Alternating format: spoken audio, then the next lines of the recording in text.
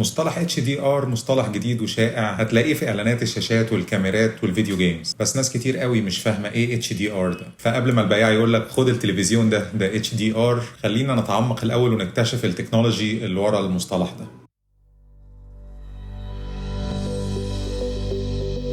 ايه الغموض اللي ورا مصطلح HDR ده، واللي محتمل انك تكون صادفته في اي مكان؟ لان التكنولوجيا دي موجودة في شاشات العرض المبهرة في المحلات، ومتربعة على عرش التكنولوجيا المتطورة في العاب الفيديو جيمز. ويمكن حتى اول حاجة اتقالت لما جم يعلنوا عن بلاي ستيشن 5 ان هو 4K HDR. كمان هتلاقي التكنولوجيا دي موجودة في الكاميرات واللابتوب.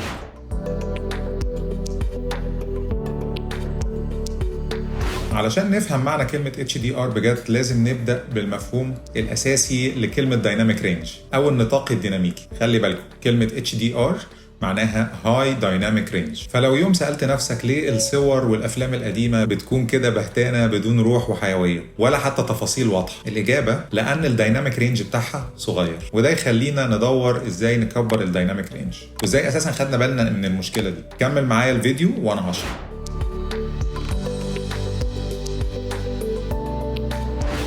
دلوقتي خلونا نسبح بانبهار ونتعجب من مدى دقة وتعقيد العين البشرية اللي ربنا اداها لنا. العين العظيمة دي بتعرف تميز مستويات واسعة من الألوان ومستويات السطوع متجاوزة بكتير اللي أي شاشة أو برينتر حتى يحلم يوصل. لما بنيجي نتفرج على فيلم أو نشوف صورة مش بناخد بالنا إن الألوان اللي معروضة قدامنا دي قليلة جدا عن الطبيعي، وده لأن مخنا بيعمل بروسيسنج او بيعالج الصور اللي بنشوفها وبيقربها للصور الاصليه اللي انت اصلا ممكن تكون عارفها في الحقيقه. وكمان الفنانين والتقنيين بيبقوا على درايه تامه بالليميتيشن او نقط الضعف في الاجهزه اللي بيصوروا بيها وبيعرضوا عليها، وبالتالي بيظبط لك الفيلم انك ما تاخدش بالك ويخبي في المونتاج الحتت اللي بتفضح وتكشف نقط الضعف دي. والحل الوحيد علشان تاخد بالك ان فعلا معظم الحاجات اللي كنا بنشوفها كانت بجوده الوان قليله هي انك تتفرج على فيلم جديد على شاشه فيري هاي كواليتي وبعدين ترجع تتفرج على تلفزيون عادي. ساعتها بس هتحس ان اللي انت كنت متعود عليه مش هو احسن حاجه. بس مع ذلك انا هوريك على مثال حي هنعمله دلوقتي. اذا فتحنا فوتوشوب وعملنا سموث جريدينت في ملف 8 بت هيحصل حاجه مثيره للاهتمام. هيظهر كولر باندنج اللي زي ما انتم شايفين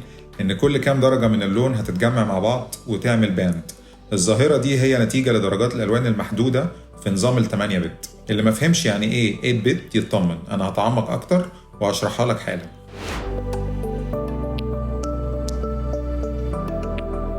دلوقتي خلينا ندخل عالم الديجيتال علشان نتعرف على كيفية عرض الصور الرقمية. عايزك تتخيل أي صورة معروضة على قدامك إن هي مصفوفة أو ماتريكس من نقط صغيرة. كل نقطة من النقط دي إحنا بنسميها بيكسل، وكل بيكسل في الصورة أكيد بتعرض لون معين. عدد البيكسلز في الصورة دي اللي احنا بنسميها دقة الصورة أو الريزوليوشن، في حين إن عدد الألوان اللي تقدر تعرضها أي بيكسل هو ده اللي احنا بنسميه إيه بقى؟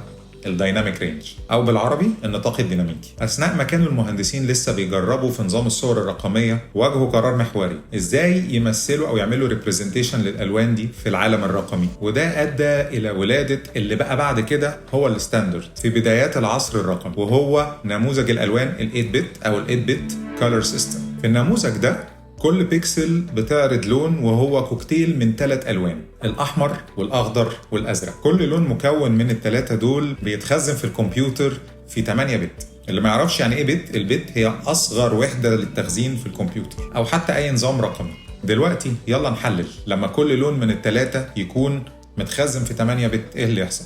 يحصل ان كل لون من ال3 نقدر نحصل منه على 256 مستوى او درجه من اللون. اضرب بقى ال8 بت بتاعت كل لون في 3 بوم يديك 24 بت. ال 24 بت دولت هيوفروا لنا 256 في 256 في 256، يعني اكتر من 16 مليون لون مختلف. نبسط المسائل. الصوره ال8 بت تقدر تدينا مساحه من الالوان مش بطاله، بس ده مش معناها انها تدينا كل الالوان، لا، في قيود هنكتشفها كمان سيكا. المهم بالنسبه لي انا لحد دلوقتي انك لما تشوف المره الجايه صوره تعجبك على الموبايل افتكر انها عباره عن ماتريكس من بيكسلز مرصوصه والوان محدده بالبيتس اللي بتخليها تنبض بالحياه.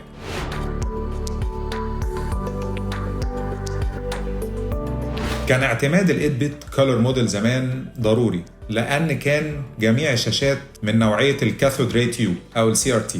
على فكره CRT ده اسم الحلقات بتاعتي. الشاشات المستخدمة تقنية CRT زي التلفزيونات القديمة ما كانتش تقدر تعرض أي لون يتجاوز البيت دبث أو عمق 8 بت. وحتى بعد ثورة التكنولوجيا كاميرات كتير ما كانتش بتصور غير 8 بت بس. حتى معظم كاميرات الموبايل لسه 8 بت لحد دلوقتي أساسا. وبصراحة إن كل حاجة كانت ليميتد كده ده في حد ذاته تحدي كبير.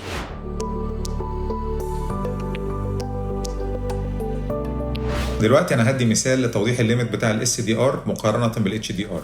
اجين الاس دي ار ده الستاندرد دايناميك رينج والاتش دي ار ده الهاي دايناميك رينج. جرب خد تليفونك واطلع في حته منوره كويس بنور الشمس. عايزك زي ما بيحصل تصور صاحبك وتكون الشمس في الباك جراوند. المشكله اللي غالبا هتواجهها ان صاحبك هيبقى الوانه كويسه بس هتلاقي السماء هتبقى بيضه وفاتحه قوي بشكل ملحوظ ومش طبيعي، وده غير اللون الازرق اللي عينك اوريدي شايفاه وانت بتصور. ولو ظبطت الاكسبوجر في الكاميرا برضو المشكله مش هتتحل، هتلاقي السماء بقت لونها ازرق بس صاحبك تقريبا بقى لونه غامق قوي او اسود. ايوه يعني طب ليه؟ لان الكاميرا الدايناميك رينج بتاعها صغير. عينك تقدر تشوف السماء الساطعه بالحياه والالوان، وفي نفس الوقت تقدر تشوف صاحبك اللي واقف في الضله بالوانه الطبيعيه، وده بدون عناء وبسرعه جدا وبكل سهوله. يعني سبحان الله كده انت شفت بنفسك التفوق المذهل في الدايناميك رينج بين عين الانسان مع مخ الانسان، واللي بيتفوقوا بكتير على سنسور الكاميرا، واكيد طبعا بيتفوقوا على شاشات العرض.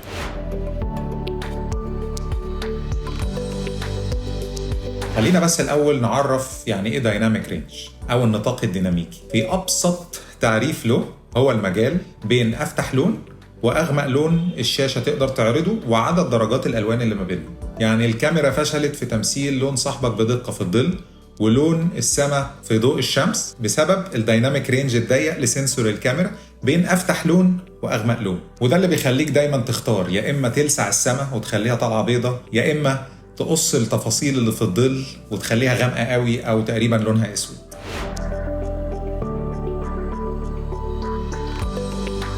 ردا بقى على التحديات دي كلها، قرر المهندسين محاولة كسر حدود الصور ال SDR وقدموا الحقيقة نماذج جديدة لتخزين وعرض الصور، واتطورت أنظمة ألوان جديدة أو كولر موديلز جديدة مش بس بتخزن 8 بت، لا دلوقتي في 10 و12 و16 و32 بت للون الواحد. وده بيسمح للصور الاحتفاظ بالبيانات لجميع قيم الألوان اللي ممكن تصورها تقريبا. ومع هذا لسه في تحدي دلوقتي فعلا، رغم وجود صور بتحتوي على بيانات ألوان وفيرة وفيها كل التفاصيل، إلا إن شاشات العرض بتعاني علشان تقدر تعرض كل التفاصيل دي. خليني أوضح لك مثال على شاشتك اللي أنت بتتفرج عليها دلوقتي حالا. هجيب صورة عندي منها نسختين، واحدة SDR وواحدة HDR، وهفتح الاثنين على فوتوشوب. زي ما انتم شايفين الصورتين ظاهرين على الشاشة زي بعض، مع ان في واحدة فيها تفاصيل كتير قوي عن التانية. انت شايف الاثنين زي بعض نتيجة ان الدايناميك رينج المعروض قدامك من الشاشة مش قادر يعرض التفاصيل اللي في الصورة ال HDR. علشان نطلع التفاصيل اللي مش واضحة هبدأ أفتح كل صورة علشان أعرف مخبية إيه. عايزك تبص وأنا بفتح الصورة على الهيستوجرام وعلى الصورة نفسها. هتلاقي الصورة ال SDR بتفتح زي ما تكون بتعلي البرايتنس بتاع التلفزيون، وزي ما باين في الهيستوجرام مفيش تفاصيل جديدة، مجرد اللون الأسود بيفتحه ويبقى رمادي. الناحية التانية الصورة ال HDR هتلاقي الهيستوجرام بيطلع لك من الغامق تفاصيل جديدة، وفي تفاصيل جديدة بتظهر في الصورة الشاشة ما كانتش عارفة تعرضها من الأول. وهو ده تحديدا الفرق ما بين ال HDR وال SDR، وده اللي حضرتك بتدفع فلوس فيه.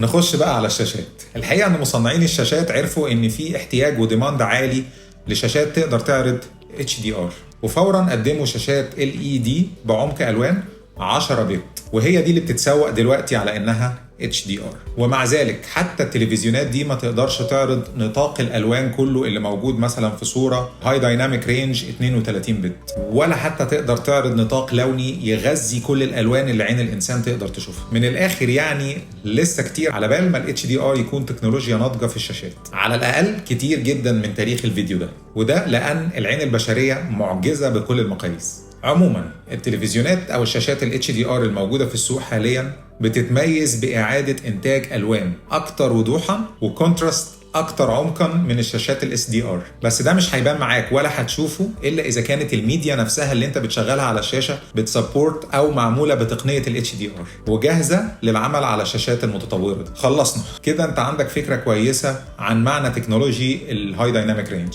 من القيود القديمه في الصور الى تطور انظمه الالوان. والحقيقه ان الاتش دي ار بيحسن التجربه البصريه من خلال فتح عالم من الالوان النابضه بالحياه وعرض تفاصيل معقده ما كانش ينفع تتعرض زمان. وفي حين ان اجهزه التلفزيون فعلا اتقدمت، بس لسه أعجوبة العين البشرية ملهاش مثيل. لو التكنولوجيا شيء مثير بالنسبة لك، ما تنساش تضغط لايك وشير وسبسكرايب للحصول على محتوى مماثل، وكمان تدعم صانع المحتوى. فعل الجرس علشان يجيلك كل جديد، ولو حد عنده ترشيح لموضوع حابب انك اتكلم فيه يسيبهولي تحت في الكومنتس. شكرا لانضمامك ليا النهارده، انا وليد خضر، واشوفكم في الفيديوهات الجايه.